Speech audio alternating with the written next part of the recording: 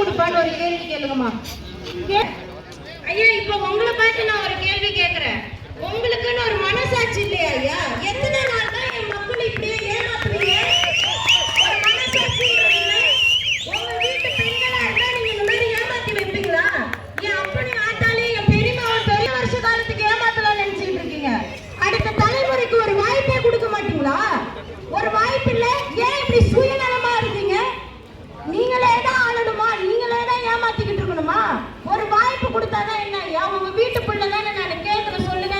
உங்க வீட்டு பிள்ளை நல்லாட்சி தரேன்னு சொன்னா முடியாது, நான் இப்படித்தான் ஏமாத்துவேன்னு சொல்லுவீங்களா? சொல்லுங்க. காசு கொடுக்கறதுக்காக வேலை செய்யுங்க ஐயா. மனசாட்சி படி ஒரு கேள்வி கேட்கிறேன், சொல்லுங்க.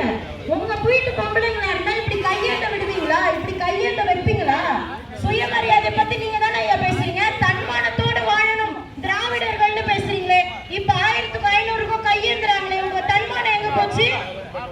எதுக்கு இப்படி மக்களை ஏமாத்துறீங்க? சாக்கடை வசதி இல்ல, கொசுவா இருக்கு, ஈமிக்குது. என் வீட்டு பிள்ளைக்கு டெங்கு வந்தா யாரு பொறுப்பேற்பாங்க? ஆஸ்பத்திரி போய் படுக்கலாம்னா ஆஸ்பத்திரி சரியில்லை. கேக்குற கேள்வி நியாயமா இல்லையான்னு மட்டும் கேளுங்கம்மா. உங்க மேல இருக்க அக்கறையினால தானேமா பேசுறேன். ஒரு பெண்ணுக்கு வாய்ப்பு கொடுங்க. இன்னும் ஒரே ஒரு கேள்வியை மட்டும் கேளுங்க. கள்ளக்குறிச்சியில 60 பேர் செத்து போயிருக்காங்க கள்ளச்சாராயம் குடிச்சிட்டு. இதெல்லாம் இவங்களுக்கு தெரியாம நடக்குதுன்னு நினைக்கிறீங்களா? கேளுங்க. நாளைக்கு அதே கள்ளக்குறிச்சி சாராயம் விழுப்புரத்துக்கு வரும்.